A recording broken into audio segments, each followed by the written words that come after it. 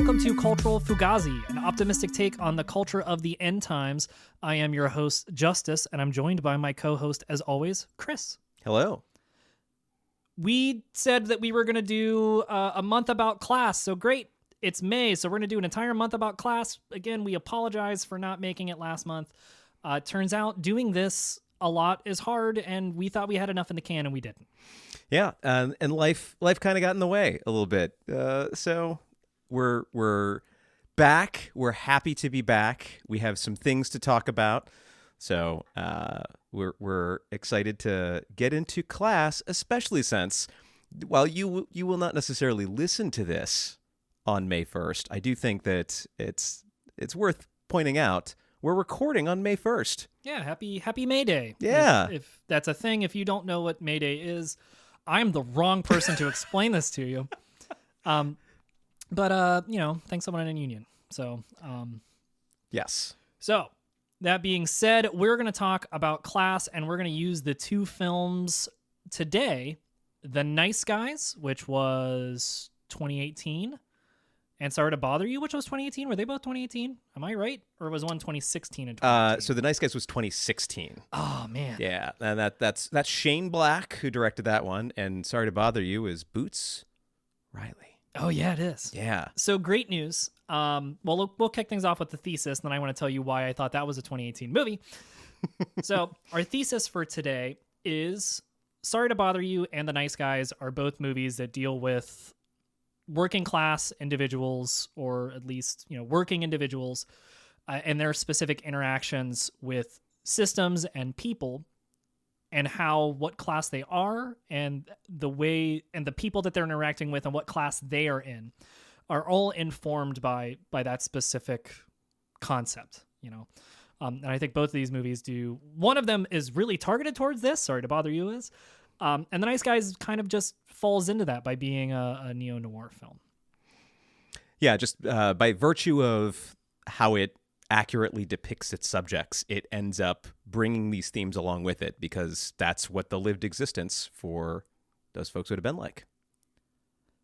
Now, a new segment we're going to bring in for today is I asked an AI to tell me how Sorry to Bother You and The Nice Guys were the same, and whether or not they were in conversations with each other. And I asked the worst one I could, which is Bard. So Bard is Google's AI. So, Justice, is Bard going to take our jobs? Yeah. Here's what Bard had to say about Sorry to Bother You and The Nice Guys. It informed me that they are both neo-noir films that were released in 2018. That's wrong. They both feature a down-on-his-luck protagonist who gets caught up in a world of crime and corruption. Okay, people do horse cocaine and Sorry to Bother You. Yeah, sure. So, however, the two films have very different tones and styles. Thanks, robot. Very insightful. Well, I think since you have mentioned horse cocaine, I will point out spoilers. If for some reason this is the first episode that you're listening to, you may not know, we will discuss the plots of both of these movies, and in service of the theme and our thesis, we are going to end up discussing some things that might be spoilery, and I think especially for Sorry to Bother You, that is a movie that you don't want spoiled. So, if you have not watched that movie, turn off this podcast. Yeah, stop what you're doing. Yes. Go to a streaming service not of your choice. I forget which one it's on. I don't know. I paid for it. Oh yeah. Like a sucker. Well, you know what? If it's not on a streaming service, honestly, steal it off the internet. Do whatever you got to do. Watch it. Get a copy of it through whatever means you have available to you, keeping in mind that this is May Day and workers' rights. So, yep. And watch the movie before listening to our conversation. It really is worth seeing it without having any clue what's going to happen. So, that disclaimer out of the way, let us get into it. Yeah. And knowing that and knowing, what we just said right there, let's go ahead and start with The Nice Guys, because I think it's a faster conversation for us to have. Yes. About this specific topic. And what I mean by that is this is a film that takes place in 1977, 1978 LA. It is about the automotive industry, which is a fun reveal later on, and also about sex workers, also about the pornography industry and the government regulation around pornographic content, and there's a little bit of everything happening there, right? So it has so much that it says about these things without really having a concrete agenda that it wants to accomplish something other than comedic irony with some of these thoughts, right? So The Nice Guys stars Ryan Gosling and Russell Crowe as two different styles of detectives solving the disappearance of, well, they kind of eventually are solving the disappearance or the murder of an adult film actress. And then get swept up in a bunch of other crime. Yeah. Also worth pointing out, well, not maybe the same star draw as Russell Crowe or Ryan Gosling. The Ryan Gosling's daughter in the movie, I believe it's Angourie Rice. She deserves to be called out. Oh yeah, she's great. Yes, she's great in this thing. Yes. Ryan Gosling plays a normal detective, which means that he's shady and scuzzy. He takes jobs for people who think, from old ladies who can't find where their husband is and their husband's in a jar. He's got an ad out in the paper. The Craigslist of 1977. Yep. And he's happy about it. He's happy about where everything is, where his life is at the moment. And what I mean by that is he's binge drinking, super pissed, but he seems content. He's at least content with where he is currently in his life. Yeah, I think I might suggest resigned. Resigned. Yeah. That's a better term for what I'm saying. Yes. So I think there is sort of this perpetual, the thing that we need to do, the thing that we want to do is just over the horizon, and we're moving in the right direction, so everything's fine. Even though there is an undercurrent that, the drinking and the terrible, terrible detective work points out that perhaps that is not as accurate as he is attempting to make it look. Yeah. Russell Crowe is on the other side of the fence,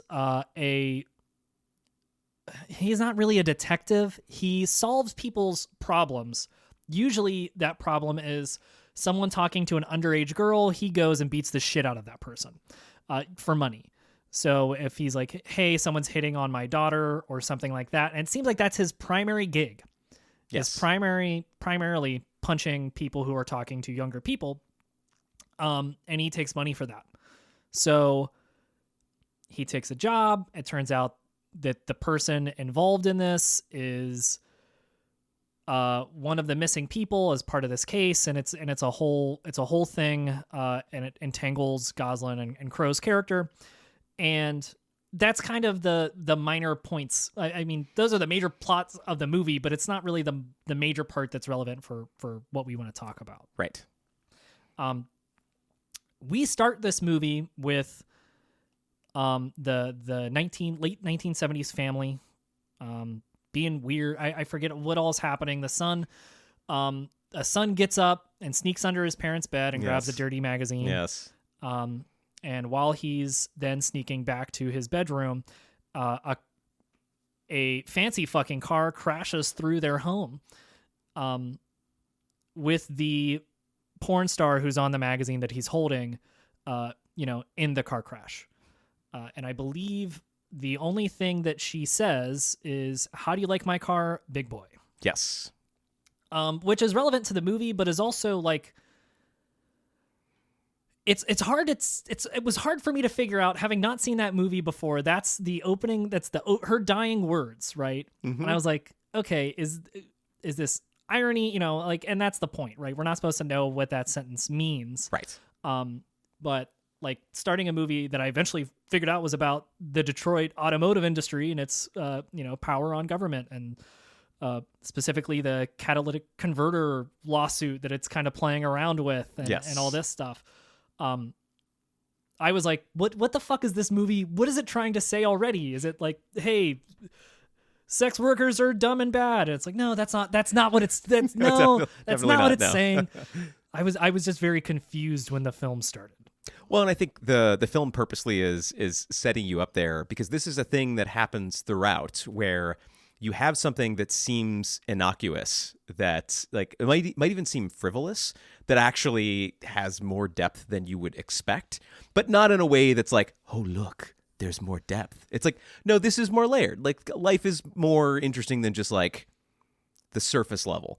And so that statement, it turns out cars are important. And that's a great question to ask about cars in general, as far as what the movie does lay out and the eventual conspiracy that we find ourselves wrapped up in. Once we get through that that scene, hold on, we do see boobs then.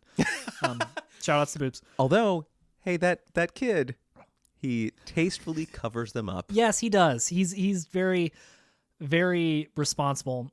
Also, like, I bet you if that was you in that scenario, or if that was me in that scenario, I would never look at an adult magazine ever again for the rest of my life. So, we just had to traumatize a kid for forever, and that's okay. But yeah, so we move on from that. We find out what the state of the world is. That's where we find out Russell Crowe is a hired goon for good, kind of guy who carries around brass knuckles, but also is an old man who has to carry around his glasses and his sunglasses, which, as an old man who now has glasses and prescription sunglasses, yeah, you got to leave the house with both of those. You don't know what your day is going to be like. Yes, he definitely seems very world weary. In that opening, you get the sense that this is his job. He's showing up. He's got to make his money. Yes, it's the right thing to do, but like he's just here because he's got to be here. He's gonna punch this guy in the face. He's gonna collect his earnings and then move on to the next, probably punching some other guy in the face. He's not doing a free follow up. You're not paying him for a consultation beforehand. So I think with a lot of that too, we go from that situation to the next one, which is he's hired by a younger girl to say, hey, some weird guy is following me, and she doesn't have all the money, or at least all the money's not in the envelope. So he waits for her to find the rest of the money before he goes and solves the problem. So not an honest man, but doing, honest work-ish, right? He's not beating up other people, but this is the job that he has right now. Right. Very driven by economic factors, it seems. Yeah, and we get introduced to how his life kind of ended up this way, which is, what is it? Being married is buying a house for someone you hate, is the first thing he says. And then his, cuts to a previous time in his life where his wife informed him that she was fucking his dad. Yep. And all she does is she turns to him and says, I'm fucking your dad. And that's it. Yep. And I mean, we don't get a lot of context, but that seems like she says it out of nowhere. The scene is framed in such a way that like they're just in the middle of random, and she just turns to him and is like, "Hey, I've got some really bad news for you." Yeah. So we can see with that, we move from there into where he's at now, and why a 16-year-old girl has to make sure to pay him all of the $25 before he goes and punches the guy. And in this instance, that guy turns out to be Ryan Gosling because he's investigating a different style of crime. We see what the world is. It is very much bleached out, smog covered 1970s LA. Ryan Gosling's character is waiting in a line. There are smog warnings all over all the radio, but he's waiting in a line in the smog to go fill up his car. Because he not everyone gets to drive because it's a smog day. So only the even number license plates are allowed to go get gas today, because of the state of the pollution of the world. And we deal with hippies who know things about this, or at least are trying to make statements about this stuff. Mm-hmm. So it's a very targeted towards climate change film. Yes. It very much wants to deal with that. Whether it does it well or not, I think it's fine. showing what some of that stuff looks like to live in it is okay. Showing that it was worse at the time is fine.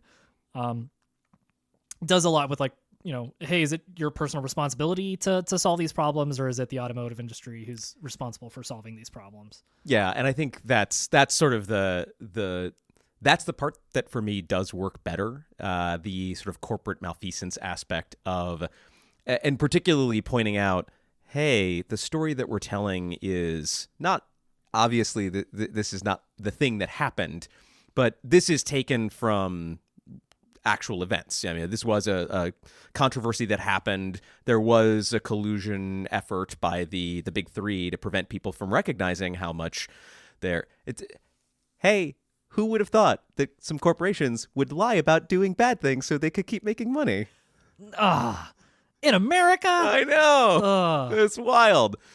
And I mean, that also really jump ahead a little bit because I think it's very relevant to what we're talking about now. There's a scene where Kim Basinger plays a government official who, has a meetup with our two main characters, and she's saying to them, "Hey, you think you've got a thing here? You don't have a thing here. You don't understand.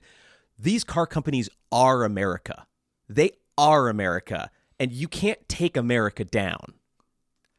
Yeah, there's a lot of comedic irony, like, hey, the automotive industry is what runs America, and without the automotive industry, America doesn't exist, and these car manufacturers have to make cars for forever. God bless the red, white, and blue. Yes, right? Yes. We live in 2023's America, and we know that American automotive manufacturing doesn't really hold up. But it did cause, there's definitely a lot of, economic strife associated with kind of what happened with the automotive industry. We know what the shape of Detroit is. They're in LA, which we think of as right now, a bastion of wealth, right? And they're talking about all these people are coming in from Detroit as fixers for these problems because Detroit then is not the Detroit that we know today. Not that it was amazing, but Detroit today is a very different thing than what Detroit used to be. Yes, absolutely. Well, and I think it is interesting because, you think of LA as a place where, and we do see this in the movie too, you get scenes of like beautiful houses, like giant houses, like people who have like really, really gorgeous living spaces. Like you are put in those places, but we're also presented with characters who are very clearly doing very poorly economically. So that juxtaposition of some people here are making it and living the rich life, and some people, like our main characters, are barely holding on. So I think at this point, we've almost gotten to the conversation about Ryan Gosling's house. Yeah, now we can move on to kind of Ryan Gosling's house, the hopes and dreams of that specific character and his family. His wife is dead. She used to be, or she was British. Something happened and she's dead now, right? Yes. So, one of the things that you're presented with is, one of the first scenes that we see Ryan Gosling in, he is coming into this house that he is living in with his daughter. The house looks pretty nice. Like it looks like a decent house. And you get the sense that part of the reason that Gosling is resigned to this existence is that it does seem like they're doing okay. It feels like, hey, this is like a middle-class household where, like, yeah, mom's not around anymore, but like they're figuring it out.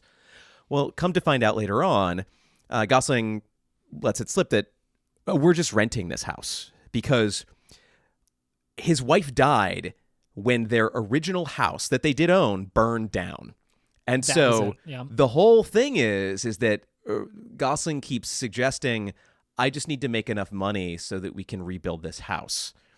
I just need to make enough money so that we can rebuild this house. So very much there's the literal, I need to rebuild the house that was burnt down that I lived with, lived the actual like middle-class dream with my wife and daughter. And there is, of course, we talked about this with RoboCop. There is the more metaphorical, this is the American dream, owning your own house, being in the middle class that has been burned down. And there is no easy way to get back into that because of certain systems and structures that make it impossible to be able to make the kind of money that he needs to actually be able to rebuild what he had before. I also, the daughter is there. He doesn't live far away from where he used to. I think that's the thing that really rubs it in, right? His daughter always leaves and goes and plays in the lot where the house used to be. Yes. That I don't know if they still own the lot or not, or what the deal is there, but she hangs out in the lot where that house used to be, which if you had to do that every fucking day, right? This is what I used to have and what I used to own is no longer here, et cetera, et cetera. And I think they do a good job of having that kind of be the conversation and not really dwell on the fact that mom's not around. Yes. Because that's kind of, it's an obvious allegory, hey, this structure is gone. Hey, this life of mine is gone. The love of my life is gone, et cetera, et cetera. We move on from that quickly because we have a literal gaping hole in his life, right? Yeah, we don't need to dwell on it. It's there visually all the time. Yes. And I think the movie is smart enough to know exactly how much of that you need to be able to, like, all right, we can appreciate it, and the plot would suffer if you did dwell on it more. And the characterization would frankly suffer if you dwelt on it more. Because the movie doesn't want to wallow in that misery. Like there's some darker stuff that it's willing to like spend some time with, but like that's not a place that it wants to spend its time. Yeah, and his daughter character, I cannot remember the character's name to save my life. She comes off as very capable and very independent and kind of picking up the pieces that her father is leaving behind as a person. Which is funny because the movie also still very much treats her still like a kid. So it's not like she's like this, the only adult in the room stuff. Ryan Gosling specifically does some funny things where she says how, like there's what the fuck is it? There's whores and or like a house where there's whores and things. And it's don't say and things, just say there's whores. Yes. She's, like he's very much still her dad and Yes. she's very much still a child.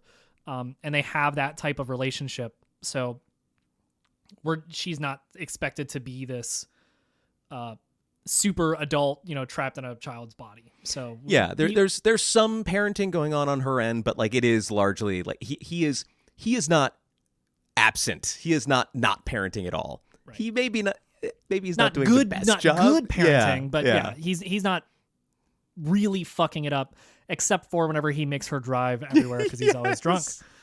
That is a little bit of a problem. Yeah, that would be a little bit of an issue. Yes. I could see Child Protective Services being involved. Yes, but he does repeatedly, like you mentioned. They end up going into dangerous situations, and this isn't a scenario where he's like, I need the adult to come with me. He's constantly like, don't follow me.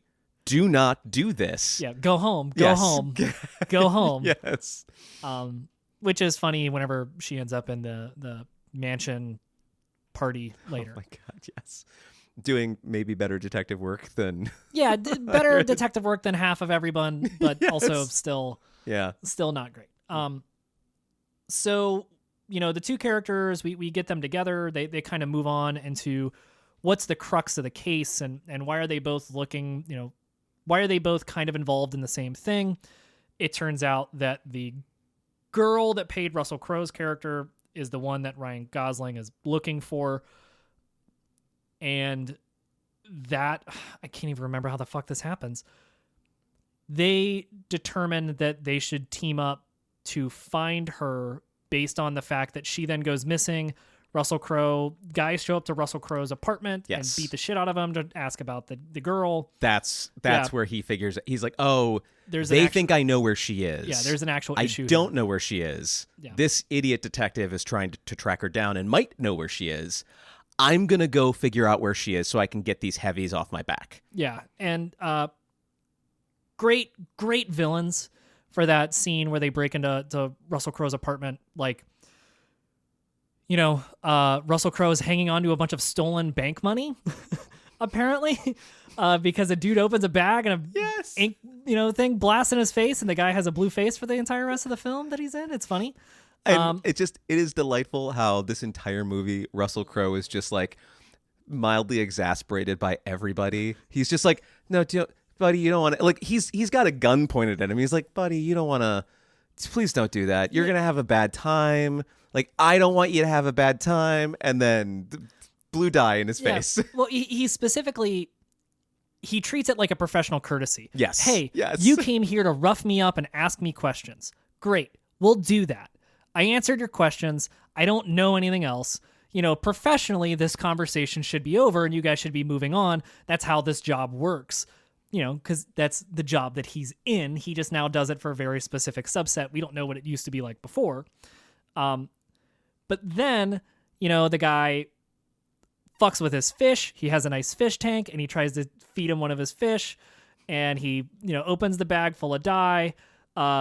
Also, every time Russell Crowe is in an encounter, someone who's not a primary character gets shot. Yes. Anytime there's an action scene that someone can get shot, it's amazing. Someone is shot as part of collateral damage. Mm-hmm. Because Russell Crowe's character is the actual action hero to Ryan Gosling's bumbling buffoon.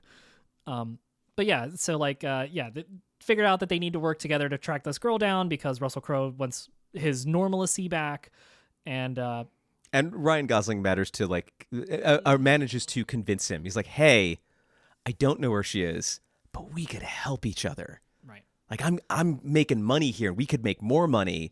This could be a good thing for him." And Russell Crowe is reluctant at first, but finally gives in. Yep. They do a bunch of fun hootenanny adventures. We didn't even do the part where Ryan Gosling has to break into that building and then cuts his arm open and ends up in the hospital because he's incompetent at that part of the job. But we eventually get to the big mystery reveal. I kind of want to move this on because the movie is funny. Yes. There are plenty of funny scenes in it. Like I said, there is the mansion, Hollywood hotel sex party scene that is Ryan Gosling being drunk the whole time and kind of stumbling into scene after scene when literally stumbling into a dead body that helps to lead them further in the case. Yep, that actually falls down a hill to find the thing that lets them move forward in their discoveries. Also, it's a great scene. The thing that always sticks in my mind is whenever he needs to question the mermaids, so he jumps in the pool and you just see him swimming along the thing. That's so funny. And there's a lot of really good cars in this movie that we don't really, one of the things that eventually comes out the further you get into it is, hey, this is a movie about Detroit and about the American automotive industry in the late 70s. The cars represent that sooner than the movie gets to it. Yes. Which I think is actually really useful. As someone, I was like, man, all these fucking cars, goddamn. We eventually get to the fact that the person they are looking for is the daughter of a senator. She works for an agency, so it's not she's the head of something. She's going to stop porn, and also she's prosecuting. She's a part of the agency. Excuse me, It's probably the Justice Department. It's probably the Justice Department. Yeah. So she's the daughter of the agent, someone who runs into the Justice Department, whatever the fuck. I don't know. Yeah. I don't know how this stuff works. And what they did was she made a tasteful pornography. She calls it a tasteful pornographic film. Yes, the daughter. Yeah, the daughter does this to bring to light the actual crimes and collusions of the automotive industry are hidden within this adult film that the auto manufacturers in Detroit get a hold of and start sending the Detroit mob out to stop. So they burn the boyfriend's house down. They kill the adult film actress. The movie is How Do You Like My Car, Big Boy, which is why it's relevant that she says it at the beginning of the film. Yes. And we get to the big automotive show in LA as the pinnacle action scene for the film. I don't know if there's too much that we really need to talk about before we get closer to the end? I think maybe the one other thing to mention is that, and this is a very, the way that this gets introduced is very amusing, but Russell Crowe tells a story about he ends up on the evening news at some point, and it like somebody mentions, oh hey, aren't you that guy from the evening news? And The diner guy. yeah, the diner guy. And so the story of him being the diner guy is somebody came to hold up the diner with a shotgun, and he just rushes the guy, only seeing that he gets shot. Nobody else. Yep. Takes the gun away from the guy and Beats the fucking shit out of the dude. Oh my God, yes. Like, yeah, absolutely beats the man down with the butt of a shotgun. yes, we aren't told what the state of that gentleman is after the fact, but it can't be good. It can't be good. No. And it probably has something to do with Russell Crowe's character having anger issues. Yes. And an important note here is that he says, that was the best day of my life. Mm-hmm. And so there is a degree to which the feeling that he had, like saving those people, being on the evening news, and having that moment of fame is something that he has not been able to recreate. So, leading into kind of where he is now as a person, he probably was a thug for hire, did this thing in the diner, decided that, hey, I want to save more people, picked this as his job. You can kind of infer these things. And he's also sober throughout the entire movie. He is the, to Ryan Gosling's bumbling drunk, he is the sober person throughout all of this. We also get the scene of them in the car, but that's kind of that's pre-automotive show. They're both in the car. Ryan Gosling character passes out, but while he's driving, and it just transitions. Yeah, it just every part of that scene. It's too good to not say. Yeah, but like just watch it. So good. Yeah, it's just a fly chain smoking in the back seat. Yes. Just a totally normal, a normal-ish conversation happening between the two of them, and then it's a perfect transition for dream logic. If you've ever not fallen asleep while driving a car, but definitely fallen asleep in a scenario that like you shouldn't, it's pretty good. Yes. But yeah, we get to the automotive show. We set up, hey, what's happening is the projectionist that is a part of the hippie group that has been protesting the smog in LA, and there's some fun scenes with the protesters, the hippies doing a protest, and everyone's supposed to be dead and no one's allowed to talk, and it's pretty funny. But the projectionist that's a part of the hippie group that the daughter was a part of, who made the film, is at the automotive show. Instead of putting on the big car reveal for whatever, is going to put on this porno, right? And he does. Like, hey, there's a bunch of mob guys and everyone shows up, but they get the film out the door. A lot of action scenes. Ryan Gosling's character is great. Yes. Everyone's fun and it has a good time, and then it kind of wraps up. Yes. There's not much else for us to chew on there. Mm-hmm. It's good. It's fun. Highly recommend any person on earth go watch that film. Yes. But I don't know what else it really has to say about class, kind of, until like other than that specific conversation about the automotive industry. Yeah. Movie ends on one of my favorite lines, which is they go back to a bar after everything's over, and they stumble on Russell Crowe's character drinking again, and he literally goes, "Oh, well, good, you're drinking again." It's fun. It's a good time. Yes. And he stops drinking, right? So it's like they kind of flip-flop on who's going to do that. So. Yes. But yeah, I think the conversation it does have about the way politics work, corporate, the way capitalism can drive corporations to continue to be not only negligent but actively malicious in the face of or for the chance of making money. Goes a long way, and it kind of forgets one of the lessons that we consistently learn with a lot of these corporations is, hey, there's a trust factor there, and that whenever you start breaking that factor of trust, and that stuff gets discovered, it's more harmful than probably what you were doing before.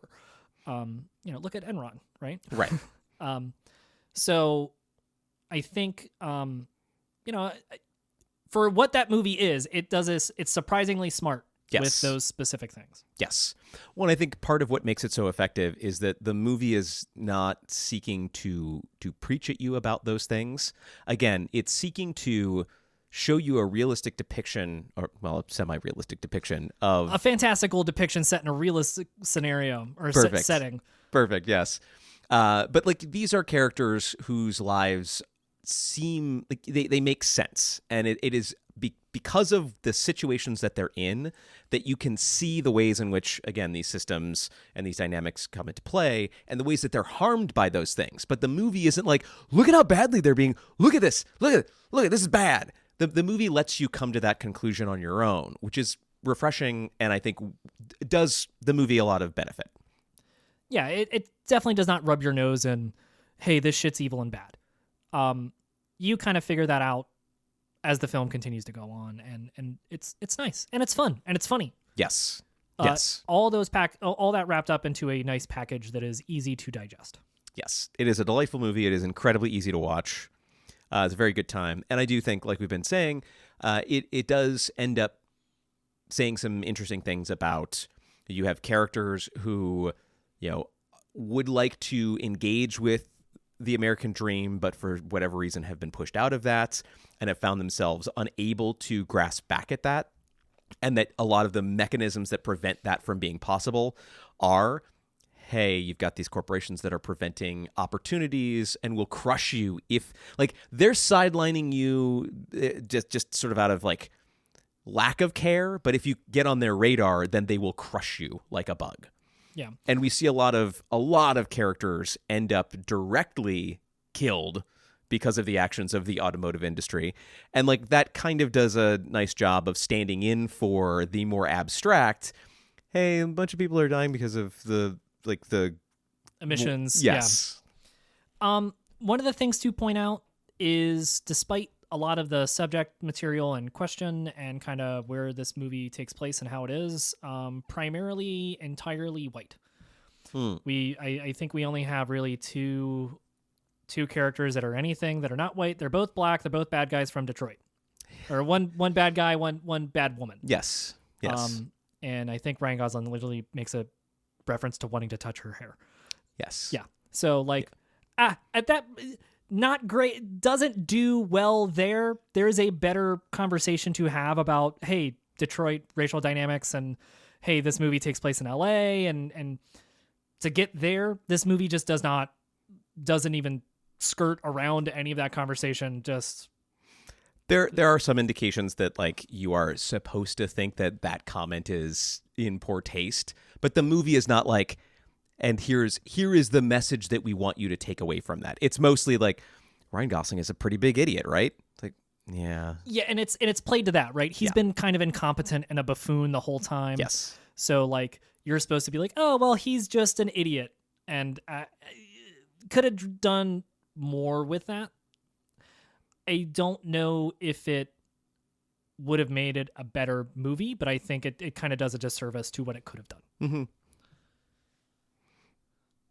Well, it's great that we picked this next film then needed to make sure to fill in some gaps. Yeah, it's so like very white movie, and then we're gonna transition to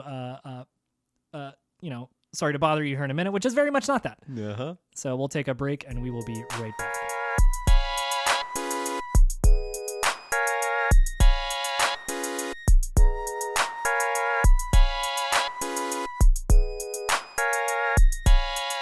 And we are back with more Cultural Fugazi.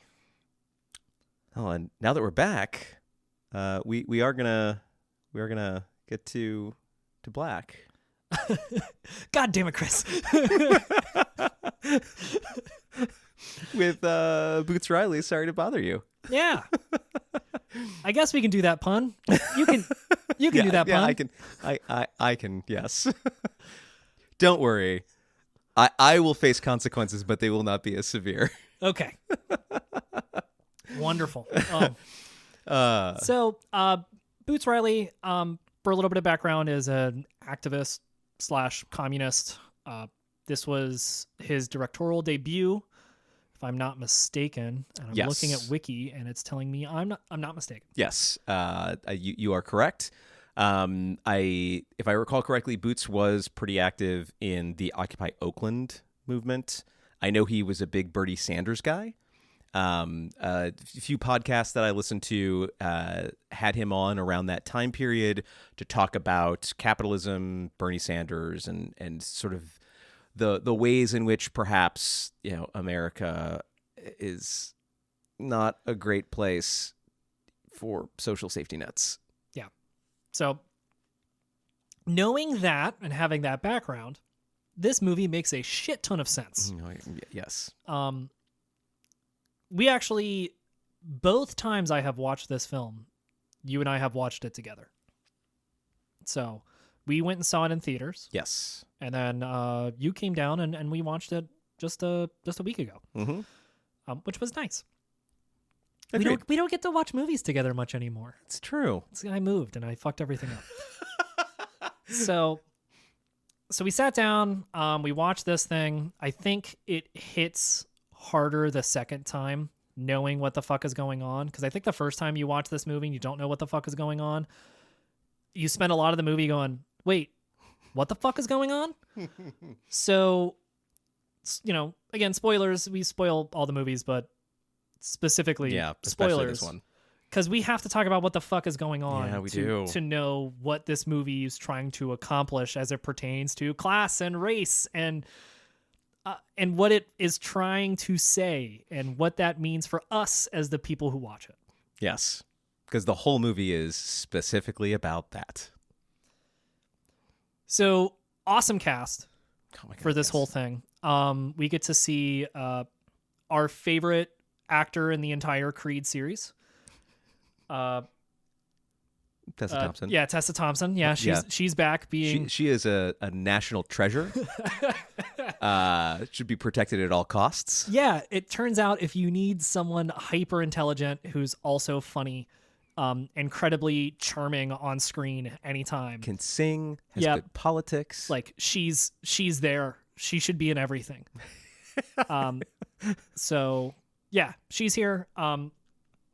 We have Lakeith Stanfield, who definitely I think my favorite character on Atlanta.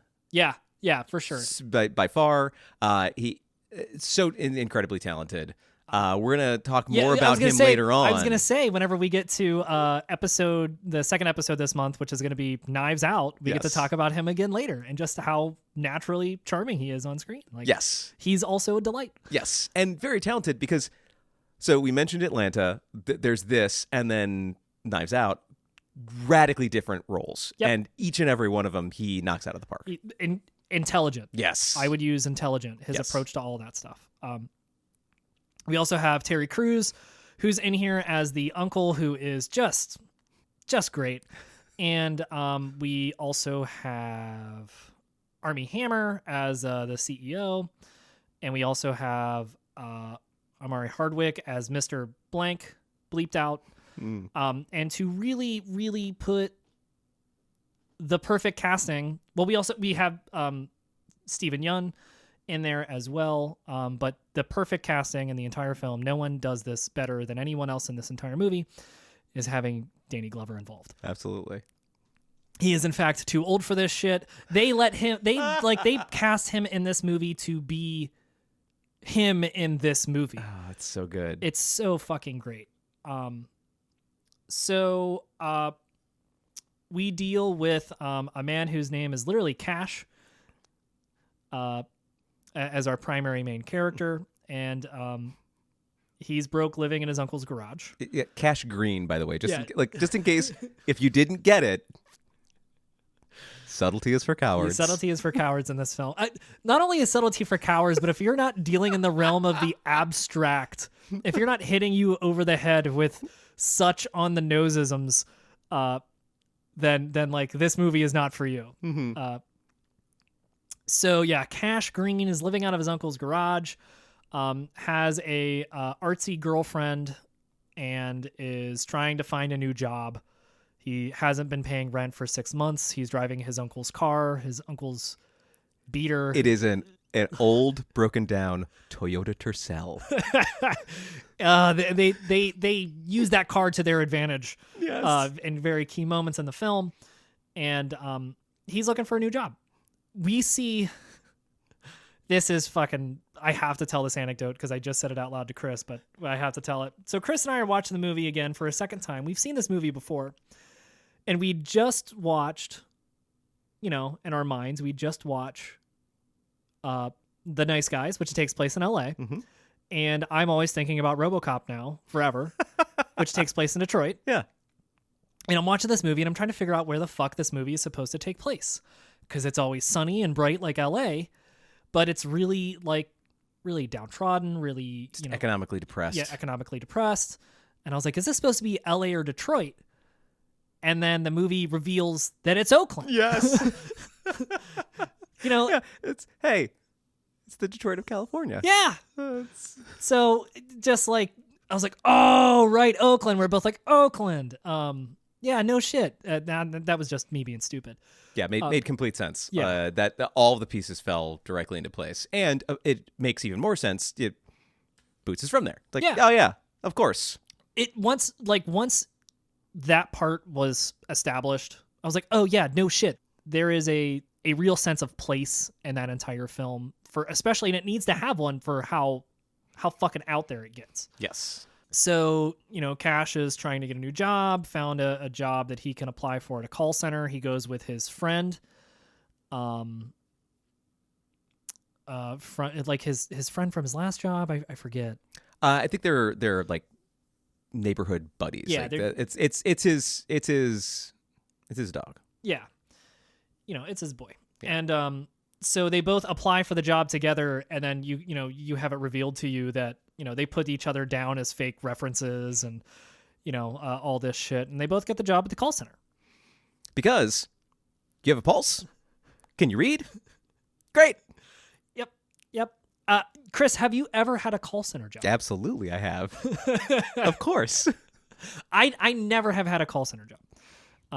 What was it like whenever you worked at a call center? When did you do this in your life, and what was it like?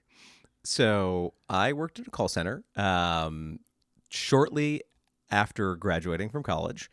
I believe it was from the years of 2006 to 2009. I was at a call center for car insurance. It was a company, insurance.com, that was a break-off from Progressive that did, we can do multiple quotes, but Progressive can only sell you Progressive. We'll sell you any of them. Mm-hmm. And you primarily sold Progressive. Did it say on the script, hey? No, so we actually, for the longest time, couldn't sell Progressive. Oh, that makes sense. That makes sense. Okay. Yeah, so we had like 12 carriers. It was the whole thing. Got it. Capitalism. Got it. Yeah. Hey, if you like your soul and you don't want it to be crushed, call center, not the best job to have. Not for you? No. Well, as we very, very quickly learn in Sorry to Bother You, the number one rule at the call center, which was true, maybe not hewn to quite as ardently at my workplace as in this movie, but stick to the script. Number one rule, stick to the script. And we did have scripts that we had to go through, and we were expected to stick to those scripts. And there were people listening to the calls to make sure that you stuck to the script presented in the calls. Man. Chris, I didn't know this part of your life. Yeah.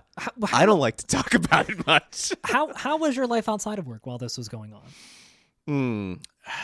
Well, I mean, the part of the primary goal was I need to not be living in my parents' house. Yeah. And so it achieved that. Okay. So that was good. I will say, and like one of the other things with call center jobs is that and some call centers might not have the, like, if you're calling alumni, you're not going to call them at midnight. That's not. Yeah. But we serviced auto insurance policies throughout the entire country. So you had to have people on staff who could talk to people around dinner time. Pacific. Yeah, on the West Coast. Yes. Yeah. So you had, various shifts. You didn't get to choose your shift generally unless you had achieved some level of seniority and had sold a bunch. And they're like, well, we'll cater to you because you make us money. Otherwise, it's like, do you want weekends off? Too bad. Do you want nights off? Too bad. Man. Yeah. Yeah. I think that's good context to have. I didn't know that. Yeah. I didn't know that about you. I didn't know that was a job you had. Yeah. Is that what kind of got you into keeping West Coast hours? No, that's just my body has been broken like that forever. That was okay. I was just curious. This is just me uncovering more Chris lore. We could do this for the next half hour. That's fine. No, so to get back to the film again, he gets a job at a call center, and multiple things happen in that call center right away that are, now that we are, I would say, selective employment individuals. You and I would probably be selective about where we would work now, especially more so than we were in the past. Yes. They throw a bunch of employment red flags for situations that you might be less equipped to deal with. Things like the "we're all a family here" card gets played pretty early on. They go through a massive reorg. It's kind of a night and day approach to, they work one way, they work the old school fashioned way, and then the next day the company changes everything overnight, and now we are the family. We don't talk about and as a family we all should trust and have faith in each other and yada yada yada, and also stick to the script. But Cash is not making any money. He is struggling to do the job. He's not doing the job well. They do some great revelatory things. Whenever he calls, he gets dropped into that person's life, and has a view into them in a way that's, very intrusive. Because it is. Talking to the phone, anyone on a phone today is very intrusive. It's very intimate now.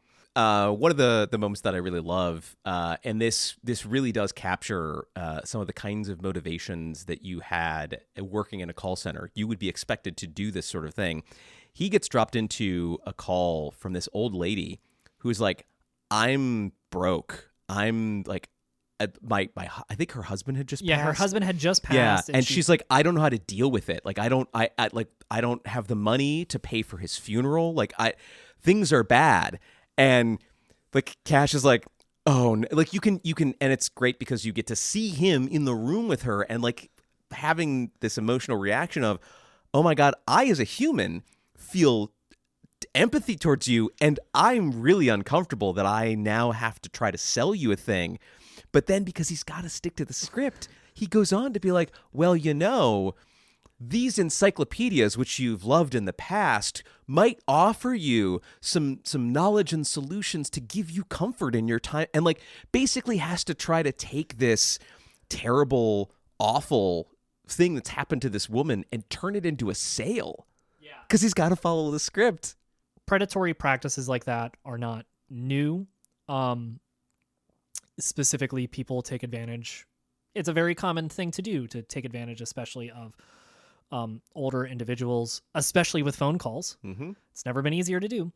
But at least we see Cash in that scenario having empathy, right? But he also has to pay rent. Yeah. And that's his way to pay rent, is this woman needs to buy some encyclopedias so that he can pay his uncle back. We move on from that. We kind of see the rest of his call center employee friends. So it's his friend from the neighborhood. Steve Ewan's character is there as kind of just a quiet guy around until his intentions are made clear later on. And even for a while, his girlfriend shows up and works at the call center for a little bit because, hey, once this starts, hey, a job's a job, and she's been doing and making art, specifically art about slavery in Africa and the way that people came over, but also now to deal with like lithium batteries and the type of things that are happening in that region, while also wearing fucking bomb ass earrings the whole time. God. Like murder, kill. Yep. The movie literally goes. Let national security know we are the bomb. The movie literally goes out of its way to stop what it's doing to focus Yes. in on her earrings multiple times. Yes. Which it should. Absolutely. So we get to the call center, and then we eventually meet Danny Glover's character, who's an old man who's been working the job for a while, and he, Cash can't make a sale, and Danny goes, you have to stick to the script, but, it's all in your delivery. And that delivery, you got to sound like what they expect you to sound like. You got to sound like a man who, you don't need to sell these encyclopedias. Your rent is paid. Yeah. But before he says that, he goes, you got to use your white voice. Yeah. You got to use your white voice. Yes. Yeah. And he's like, what do you mean my white voice? Yep. And like, well, I couldn't remember the setup for that. If it was you got to sound like this and this and this, that's your white voice, or if it was use your white voice and your white voice sounds like this. Yeah, so it's you've got to use your white voice, and then Cash is like, "What are you talking about?" And he's like, "Use your white voice." And then Cash does like a real over the top, like, and he literally holds his nose and he does the nasally, like, the nerd voice, and Dave's like, no, you know what I mean. Like, you know what I mean. And then he starts to get into your rent's paid. You don't have to worry about paying off your car. It's not an issue. You don't have to worry about these things. You're calling them because you want them to have this. It doesn't matter if you sell it, and then he does it, and he Danny Glover uses his white voice, and it's pretty funny. And then he, talks through it. So Cash figures out his white voice and starts making these phone calls, changes his behavior around some of this stuff. And I mean, like, it's not even code switching. It's straight up just use your white voice, which is like done really funny. Yes. It's done really well, especially whenever we move on to the guy with the eye patch upstairs, whose white voice is literally done by Patton Oswalt. It's very funny. But also, like, hey, here's code switching. Like, again, subtlety is for cowards. Yes. We don't have to do subtlety here. Yes. That's the point. Yes. Well, and very much like, hey, if you want to be economically successful, you have to play at white. No metaphors here. No. Again, like, the only way to be successful is if you pretend to be white. That's it. Forget everything about how you talk and everything else. That's the only way to make this work. And he does. And he makes it work really well. Yes. And he makes a lot of money. You see that they do a great scene where, like, his life changes around him, and he starts being able to accumulate things. He pays off. Not only what did he owe his uncle money, but because he owed his uncle money, his uncle also owed money on the house and was going to have to lose the house anyway. So he helps his uncle pay for the house and stuff in a montage. We kind of get through all this stuff. But while that's happening, while he's making this transition into being successful, the group starts talking about, his group of friends and the other employees at work start talking about, hey, all this family stuff and the weird ways they want us to start working and the way that they want to approach all this. They're not going to pay us more, and they expect us to have all these things or to cut them more slack, and they're not paying us more. What if we formed a union for this call center? Yes, and this is when we finally learn the reason that Steven Yeun's character is a part of the workforce and why he's been hanging around. It turns out he's not just somebody who needed a job at a call center. He is somebody who goes place to place and unionizes. Yeah, he's an organizer, which I don't know if that's a valid strategy or not. I don't know if that's actually in use. I have no idea. Yes, that is absolutely 100% a thing. That 100%. There's actually a term for it that I am blanking on off the top of my head, but there is. Yes, I'll leave you time to use your iPad, and we'll fill in some blanks here. Perfect. There's some good opportunities that they use of, like, what these conversations kind of look like and how they kind of go, where some pretty easy and easy to digest talking points for how all that stuff works. Chris, you have come away enlightened. Yes. The term is salting. Yes. That sounds right. Yes. I say that like I have any fucking idea, but I assume it sounds like what it is. You're salting the earth-ish? Yeah. They start formulating, like, what their plan and their strategy is going to be to not necessarily go on strike, but at least to show that they're starting to organize as a workforce which is to put the phones down for an hour and not make a call during that set period of time. I think this is definitely an area where you can see the experience that Boots Riley has with organizing sort of shining through, because it is a sort of like you test the waters, you form camaraderie, you form bonds, you make sure that people know that you're in it too, that you've got skin in the game. Then from there, you start with a small action, try to get a small win so that you can get people pumped up and like build from there. And that is exactly what Steven's character does in this section of the movie, is this like slow moving, like, all right, we're going to build some momentum to get to the point where, and like they do, they stop on the phones for an hour. And even like Cash is, doing really well and is in the middle of a call that he's going to sell. He's gonna get that sale, and they say phones down, and you can see that there's a moment of like hesitation, but he's like, yeah, fuck him. Yeah, fuck the man. Yeah. And they do it for an hour.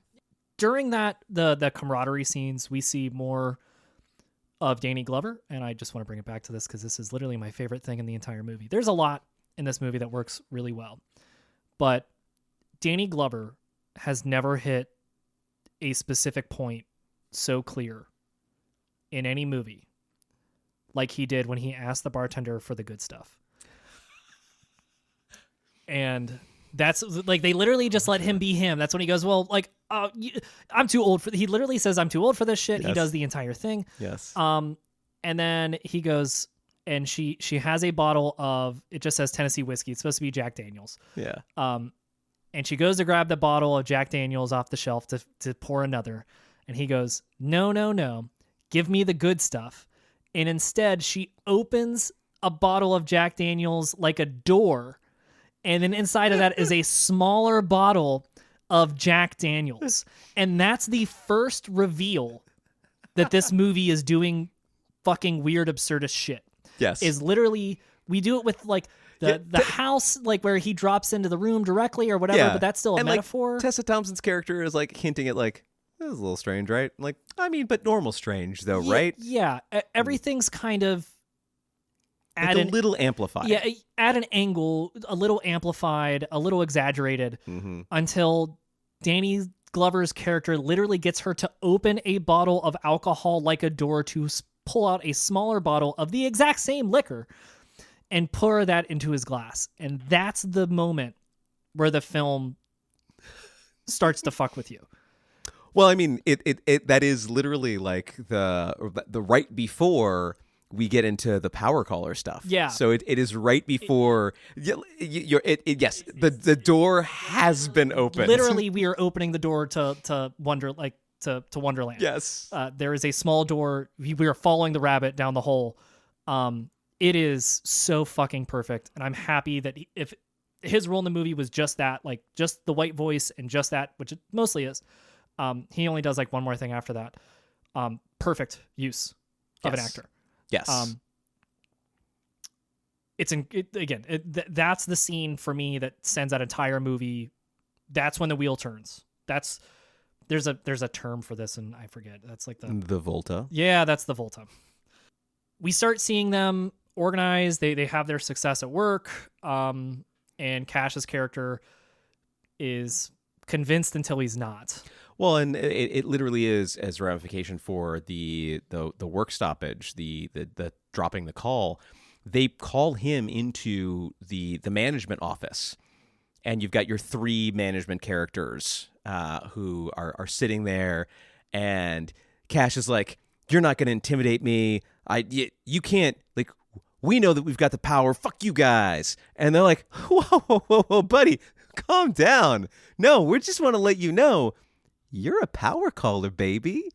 And the power caller system is, so you get told when you first start by sort of like a word of mouth legend situation, like, oh, you might be able to, if you're good enough, you might end up a power caller. And that's where you make the big bucks. That's where you make the real money. Those are the folks who are doing the real deals. And which doesn't make any fucking sense. No. Like in real life, that's not true, but it's fun. Oh, actually, Justice. I'm gonna lean on my I call was gonna say center you're the only one with experience. experience with Yeah. that. Okay. So the thing is, and like, this is a situation where there are good leads, there are mediocre leads, and there are bad leads. And so there is absolutely, and this is a thing that, you know, often you would sit at work with coworkers and they'd be like, you know, that the people that are like making all that money they're just giving them the good leads. They're giving them, like, there are certain states that you know are going to make money. There are certain they feed you phone numbers. Like, there are certain phone numbers that are going to make you money. The power callers are the good leads. There is absolutely. I didn't know this. This is my A ignorance. stratified system of, if you haven't proven yourself, you might get bad leads. Yeah. And those leads are going to be difficult to convert, and like, you're not going to make good money on them because those aren't people who have money. But there is a tier where, well, now these are the fancy lads that you're calling, who they have 5 cars that they need to insure because they live in California in a nice mansion on the beach. Yeah. So give them a call and see if you can get that policy. They're done with work and they got time to burn, but money to save, baby. Exactly. And you get a commission off of that. So, hey, you sell that policy, you're going to be golden. Huh. So that's exact. Yeah. So the power caller is like an exaggerated version of that. Did not know. This is me being ignorant of that specific process, huh? You learn something new every day. Hey, Glengarry Glen Ross. That movie is not, it's not wrong. Got it. Yeah. Got it. Huh. So he moves into the power caller role. His girlfriend is going to be opening an art installation about some of the stuff that we talked about earlier of battery manufacturing in Africa. And one of the things, there's kind of an earlier Volta too, but one of the things that we start to see, we see it throughout the film leading up to some of these moments, is the tech giant Amazon equivalent start to picking up steam. And what it is it's doing a lifetime contract deal where you move into their warehouses and live in a bunk bed hellscape where you give up your independence and your train of thought and become an asset of the company. But you have a place to stay, you have food, and you have some form of healthcare. They don't really get into specifics there, but like, hey, you've got your basic needs covered. Yeah, it's prison. Yeah. But voluntary prison. And you know, Terry Crews's character was like, hey, I can't afford the house anymore. I'm thinking about signing up for this thing. And they talk about, you know, that sounds like a hellscape. And they do a MTV Cribs joke with, you know, the bunk bed rooms where they show off the pad, and that's all, you know, this is the bed that they all hang out in and sleep in and also eat in. You know, like it's a very strange, weird thing that starts to accumulate more weirdness as the movie starts to become more weird. And as he moves into the power caller role, we find out that, you know, they even refer to what these people are being treated as slavery, a type of indentured servitude. Yeah. But they don't use indentured servitude. They just call it slavery. Yeah. And that's what indentured servitude is. Just a fancier word for that. So, right. So they start talking about, you know, what he's going to do in that power caller role is start selling slaves to wealthy, powerful people to do things like manufacture, to pull in things like chip manufacturing to the U.S. for cheaper labor than what's provided in China. Right. Which China has systems kind of like this, where they do cell phone making and manufacturing, right? Like, yeah. Mm. So he starts selling that type of product to these types of, like, he goes literally from selling encyclopedias to selling slavery, which the elevator is the only thing that sells that transition. So, you know, the power callers get on an elevator, and the elevator, he's let in by his former HR boss, and it's a keypad, and she presses a number for a Family Guy length of joke. Yes. Right. There are multiple pauses. Yep. And when the elevator goes up, you know, it thanks Cash for being there. It tells Cash, we hope you didn't masturbate today, because we need all of your manhood, something, something, something, something. Yes, and important to note, the entire time the HR rep has been essentially like verbally sexually assaulting Cash. Yeah, she's definitely she gets in the elevator and then immediately like undoes the top button kind of shit. Yes, You know? yes.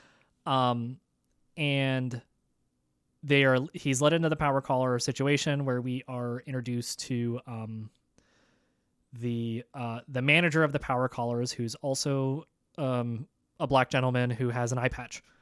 And a ridiculously amazing the mustache Yeah, into chops. Yeah, it is perfect. He looks like a dandy villain from like a 1920s. Yeah, he looks like he robs silent trains film. for a living. You Yes, know, he put that lady on the tracks. He Yeah. tied her up. yeah, but in a fucking cool way. Yeah. yeah, but not. He's wearing a derby. Like, Yeah. like you're wearing a derby in the year of our Lord 2018. Yeah, and then his white voice is Patton Oswalt. Which, to go with that look, that's the joke, right? That look with Patton Oswalt's voice is so funny. And he moves in. Cash moves into selling slaves and arms deals and weapon manufacturing and all these other high tier products. While the workforce downstairs is unionizing and organizing a strike. Yeah, I mean, Boots Riley, like, again, subtlety. What's that? The minute we get on the elevator, it's gone. Right? Yeah. I mean, it wasn't really there to begin with, but it's just like, I have completely torn the lid off. Yeah. I've thrown it into the sun. You're either in or you're out. Yes. You know? Yes. And like very explicitly, like it's very clear that he does not want there to be any confusion that he is equating capitalism with selling slaves, war profiteering, and just downright the amoral, like unethical practice from top to bottom. And in a way that also allows you to recognize what it means to be an individual in those systems, right? We see how, because of the way they lead us into that with the Amazon equivalent, I forget what the fuck it's called. Worry-free. Worry-free, that's right. So we see the equivalent of what's going on with worry-free and kind of the way they try to, well, like, you're a real person when you work for us, but you don't get to pick when you pee, or pee at all. And if you pee too much, you're fired, right? Mm-hmm. Those types of things are happening today, and I've kept my Amazon Prime subscription. I don't know, man. 2-day delivery is still nice. Yeah. I still have an Amazon credit card, Fuck me. But if I'm going to spend it on credit, I mean, I better get the fucking points for my Audible shit. God damn. But understanding that you're a human being who lives in a system, but I think the thing that Boots Riley does really well is draw attention to your individual actions and what that can do. And to show a labor strike in this film that's just very believable. Yeah. Until also we get to the fucking wild shit. But hey, how did we get here? Well, they stopped work. You're asking them for more work, so you should pay us more? No? Well, we're not going to pick up the phone and show you that we're organizing. And no? Well, fuck you. We're not going to work. And for a job that could immediately hire a bunch of scabs. All right. Question. Yes. In 2023, yes. Do you think a phone call center, the way that they were structured historically, could hire a bunch of scabs? Now, lightning round this. Don't think about it too hard. I think a bunch, that might be pushing it, but they could hire scabs. I think they would offshore it. With new technology involving robot brains, that is getting Oh, easier. yeah, So- sorry. Yeah, no, I forgot about the robot. I'll ask the robot what it thinks about it later. Yeah. But I think to that point, this sort of work would be harder. It's interesting because I think Boots recognized, and not even recognized, I think there have been undercurrents of this happening for quite some time. And I think this movie just sort of highlights that, and we've only seen those expressed even further since then. But union actions have been picking up since really like 2014 is when like things really started to pick up a bit. And then, 2017, 2018, you saw a big pickup. And now, I mean, you have Amazon factories that are unionizing. So like there's Starbucks that are unionized. Yes. And these are no longer the jobs that we would associate typically as, initially as union jobs, right? Yes. For your average uneducated, well, let's say not uneducated, but your average American, what jobs you would think are union jobs are usually manufacturing, some government work, and healthcare, and contractors and guilds, and teachers. Yes. Right. Sorry, teachers. The number one unions that people hate.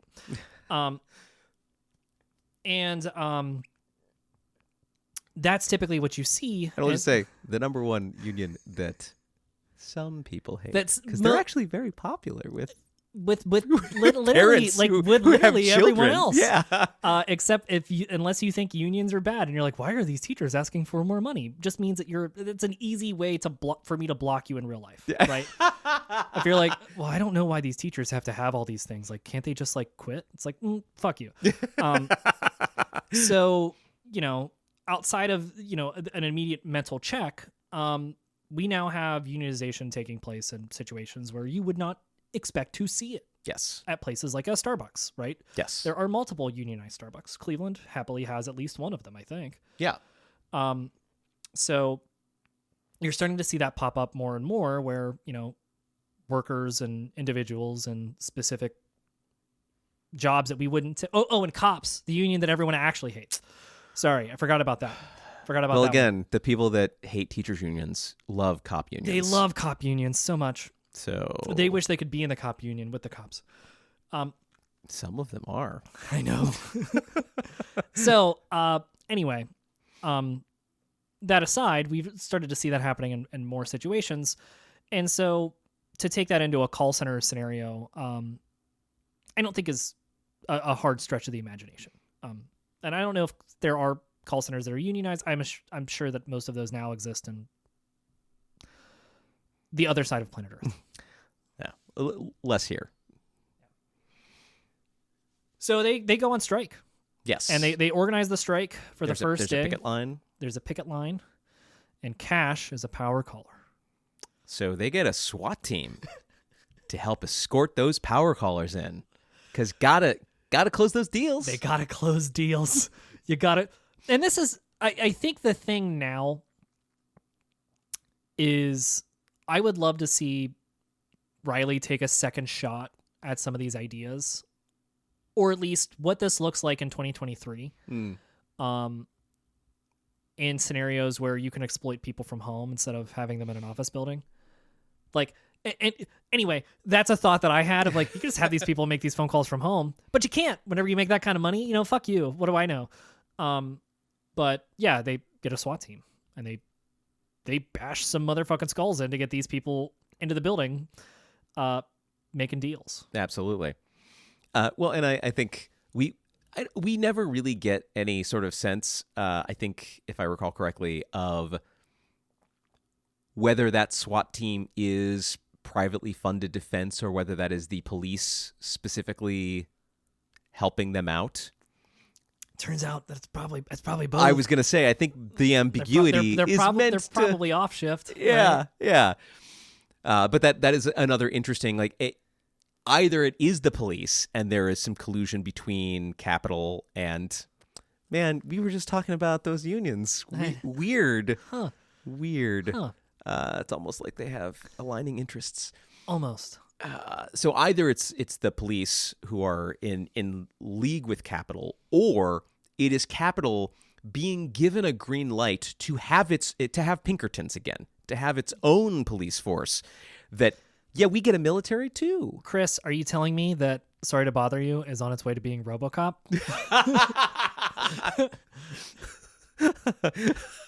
I didn't know that RoboCop would become the thing. A recurring recurring staple. It's literally because of its relevance. Just continues to be relevant anytime we talk about it. Like RoboCop. Yeah. And then eventually we're going to see a lot of cocaine like RoboCop. Yeah. Oh man, we should fucking watch RoboCop again. Anyway, so they have the police or a police force escort these people to their jobs. Yes. And eventually Riley has a statement on meme culture. There is also, I think Boots has seen RoboCop because there is I'd buy that for $1 equivalent in this. Yeah. That is showing up on TV and getting punched in the face. Yes. And letting people beat the shit out of you. And that's the game show, is letting people beat the shit out of you. Yeah. And that's a little bit about television culture, but a lot more about meme culture eventually is where we kind of get to as part of one of the breakthroughs on the when they're breaking through the strike. Someone grabs a can of Coke equivalent and hits Cash in the head with it. And then Cash has a headband on the rest of the film. It's very funny that he's bleeding from his skull literally the rest of the entire movie. But this woman grabs a Coke can, throws and hits him in the head, and then all of a sudden, for some reason, the Union strikers become the moral good guys in that scenario in a way that's like very fucking weird for what this movie's also saying the whole time. But it's a white woman who throws the Coke can at a black, like it's an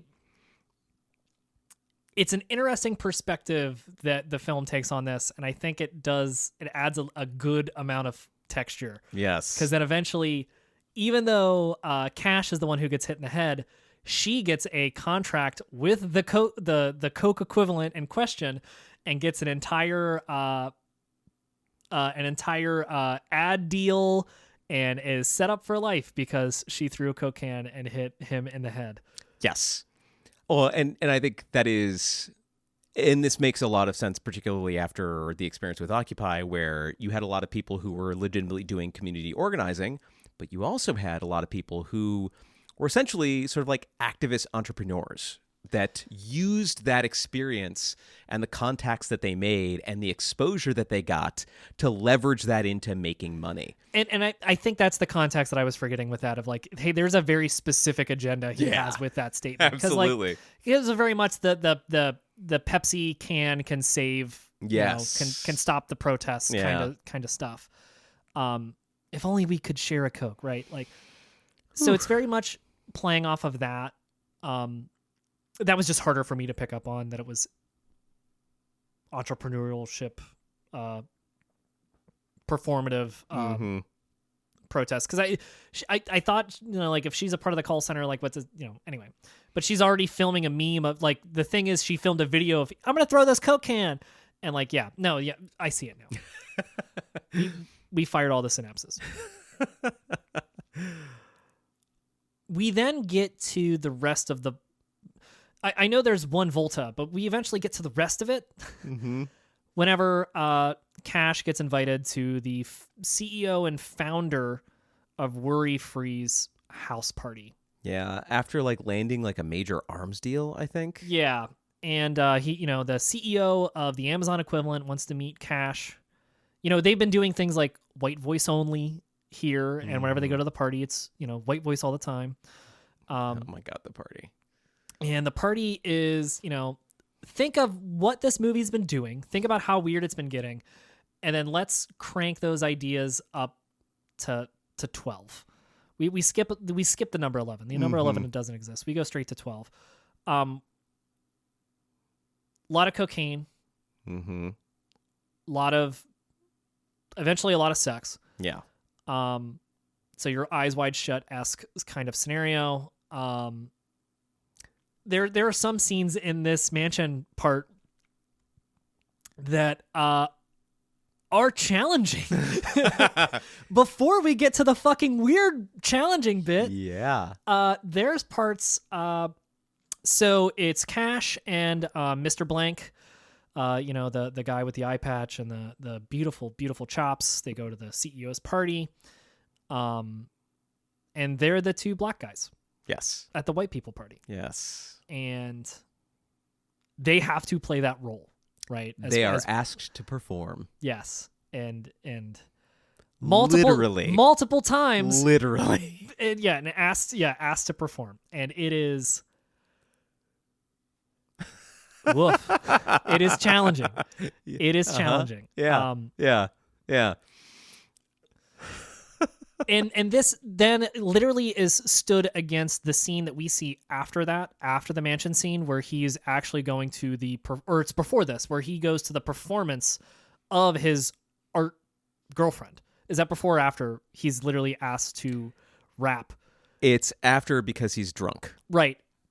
So like right after he's asked to perform, he goes to an art installation that makes him feel very uncomfortable of someone who is performing. And it very much puts those two ideas directly in contrast. Yes. Yeah, I think the big thing is just that you have a ostensibly successful black man in a white space who is being told you're here because you've done it, but is still treated like a performance, a show, this is our pet that we have invited here to put on display. And beyond that, subtleties for cowards. Like again, like I said, like we literally move from that to then a performance art piece, and like the difference between being asked to perform, like what it means to do performance. Yes. Which is eventually also funny. Well, funny, not funny. Haha. Whenever she at the art installation puts on her white voice, which is really, oh man, it's good.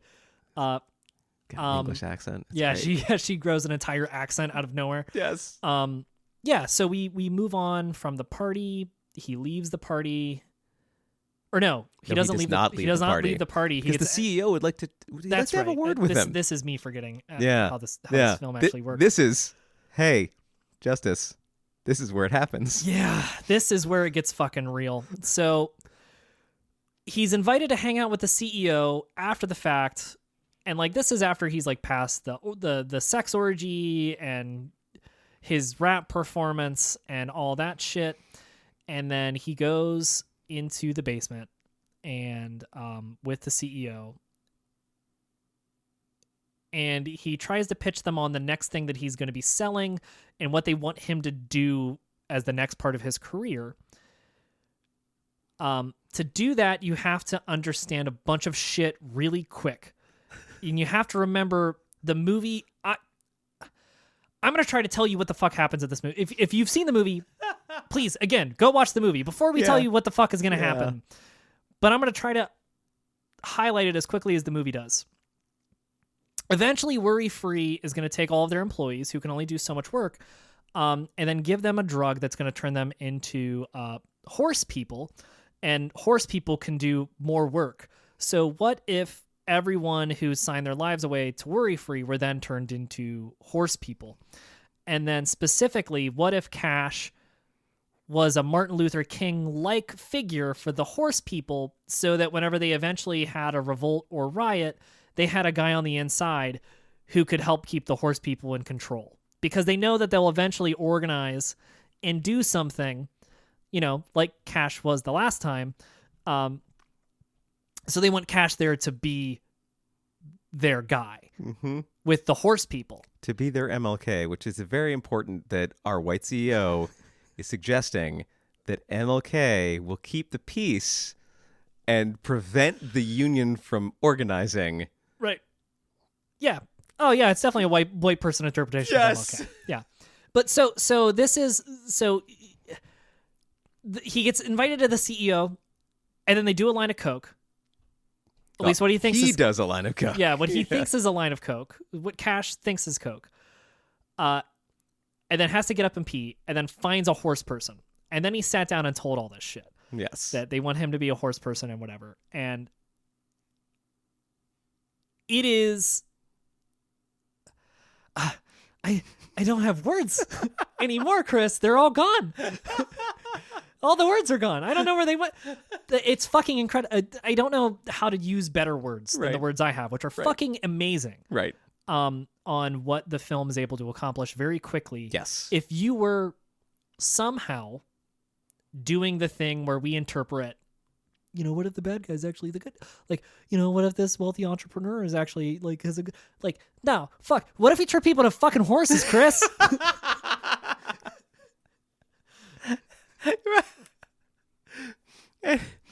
and had no moral qualms about it. Yep. Absolutely. It's just his pitch. This is like, no, but this is good for you. Yeah, he pitches it. He pitches it like it's good for him, while also, I forgot, holding a gun the whole time. Yes.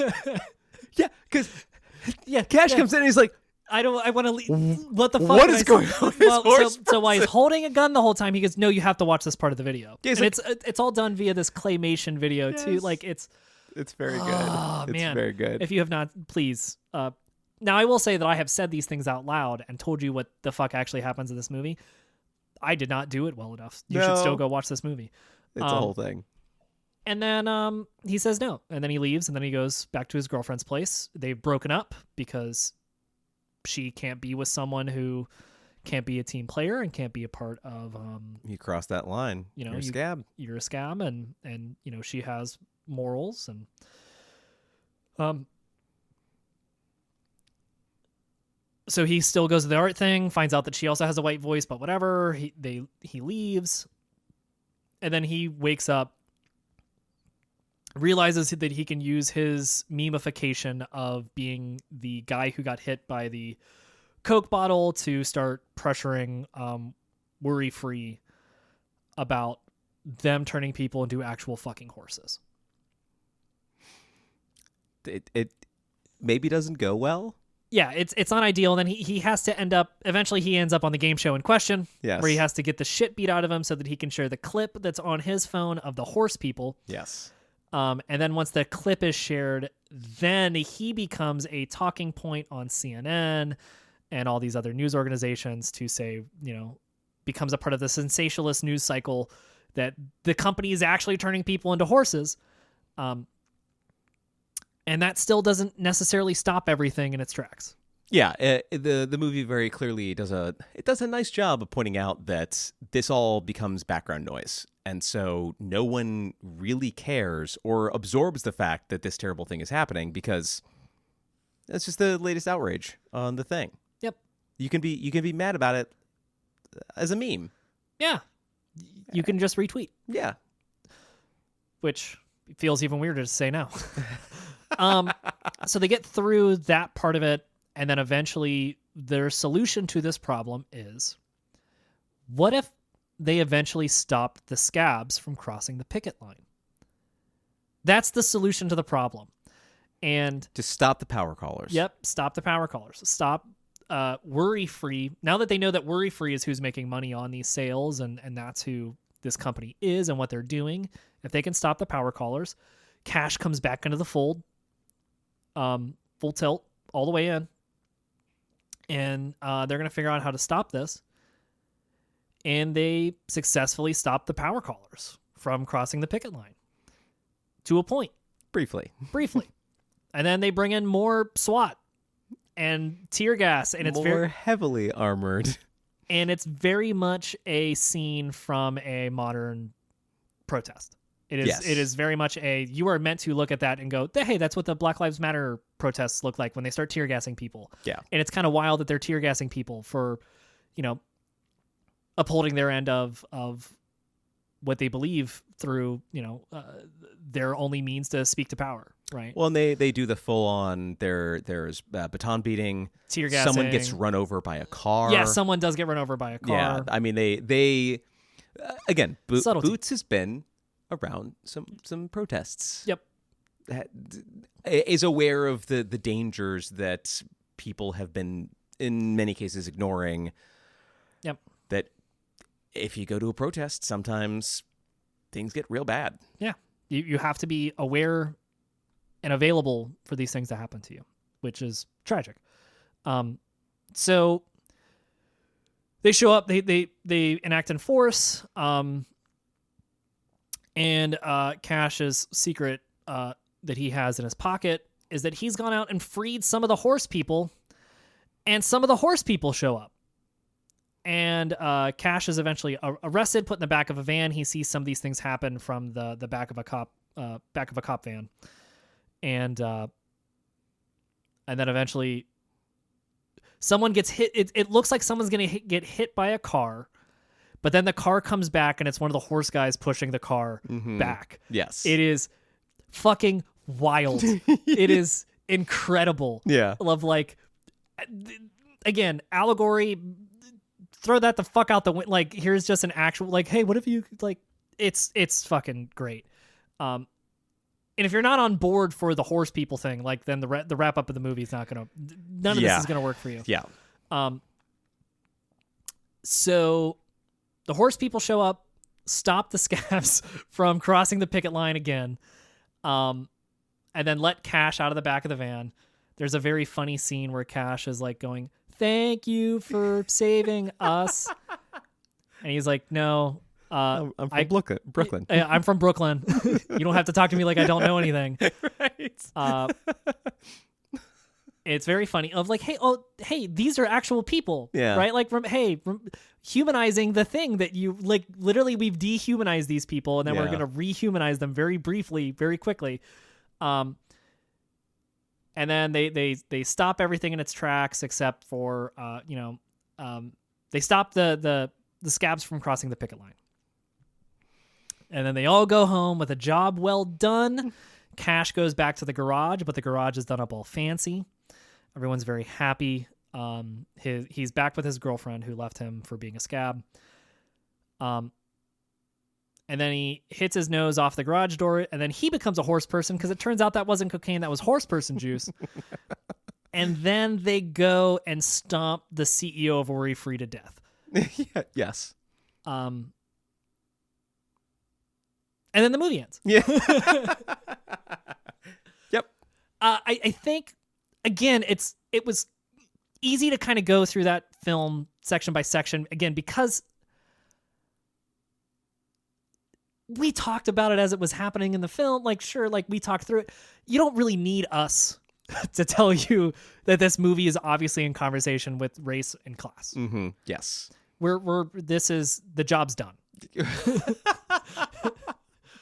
It's a perfect film. It accomplishes all of its goals and what it wants to say about these specific thoughts. It makes them so easy to visualize. Yes. The hardest thing is if you're not in for its absurdity turn. Yes. And if you're not, hey, go fuck yourself, because it's fucking great.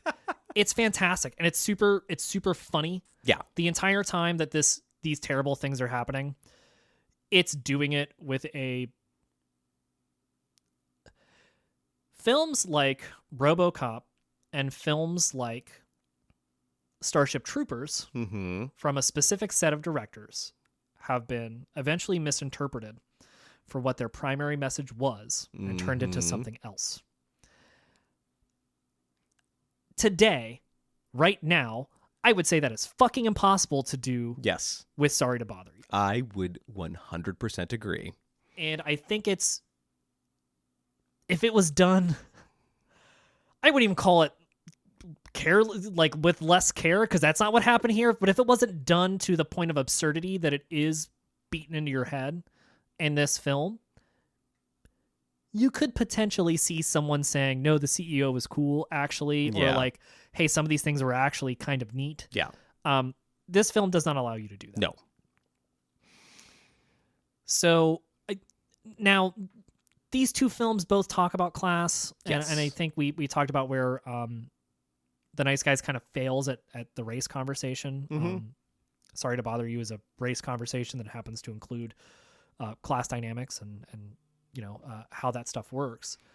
Anything else that you want to throw in? So I think sort of like bringing those two perspectives together, I think that some of the common themes that you end up seeing is the ways in which the machine crushes like individuals under tow very easily. And it doesn't matter if you are white person who ostensibly like should be in line for the middle-class American dream, or you're a poor black kid in Oakland. That none of that protects you from being run over by capitalism. And I think in both cases, it makes it very clear that the individuals involved feel like if I just strive hard enough, I can get there. I can get out. And both of these movies are interested in letting you know, you're still going to get crushed. Yeah. It's very much both of them have this scenario that the American dream is out of reach. Yes. And it's not your fault either, Yes. right? Like, for better or for worse, the American dream is not achievable for multiple people, and it can happen via tragedy. You could lose your house and your wife for various reasons. In a modern metaphor, that could be things like healthcare costs and some very realistic scenarios that could happen to anyone. Yes. Let alone your house burning down. In 1978, 77 LA. And also there's some people where the system is designed for them to not be able to escape in the first place. And even when they do achieve something, it's still the actual dream of what it is always out of reach, right? He's always going to be the worker. He's never going to be the CEO. Yes. And it's not possible. He's not living in a world where that's the case. And not only that, but having a standard of living that's reasonable for most of these characters is consistently out of reach. Yes. Well, I think one of the things that you do see differentiate these two movies is that The Nice Guys kind of ends on a, welp, guess this is it. Yeah, versus, what can you do? Yeah, versus Sorry to Bother You, which basically says, all right, let's go murder a CEO. Yeah, kill your masters. Yes. And I think for the way that both of those movies address it, I think it's fine that they both end in that spot. Yeah. I think if a film set in 1978 LA eventually said, and we can solve the problem with this, wouldn't be doing anyone a service. Yep. And I think Sorry to Bother You having that its end message it is works. Yeah. And I think the delivery of that is specifically done really well. Agreed. Quick lightning round. Yes. Do you think that primarily we've been dealing with male perspectives for a lot of these films? We do have a strong female character. We have strong female characters in both. Mm-hmm. One's the daughter, one's the girlfriend. I have not yet really found too many powerful female leads in these types of movies. Are there any out there, and are we just dumb? So I think those movies will look a little bit different. And I think that the things that we see in these movies are very much about, it's driven by conflict and often driven by ego. In both of these movies, we have characters that maybe have some beliefs about themselves that maybe make them think that they're qualified to do things that in some ways, okay, but in other ways, bad news, you're in over your head. And I think that having a woman lead that, you're going to get a different take, that you're not going to see that same sort of ego-driven narration. I don't think that would land quite the same way. So I think it's possible that they're out there, but I think they will look much different. I think there's a possibility, and I have not watched it yet, but my sense from what I have read is that the movie Emily the Criminal might fall into the category of having a woman as the protagonist, but also dealing with class issues. I think that's probably going to be, like, movie-wise, one of your options. Okay. And then I think the show White Lotus has some women who are protagonists who interact with that. I mean, that show's all about class. And there are very, very, like, central, strong women who have narratives there that are just as potent and impactful and just as dwelt upon as some of the narratives that the men get. And I would say I think our second episode that we're going to do this month will also include some women dealing with specifically class structures, but less on the we'll get there. There's some stuff to talk about with that stuff. Yes.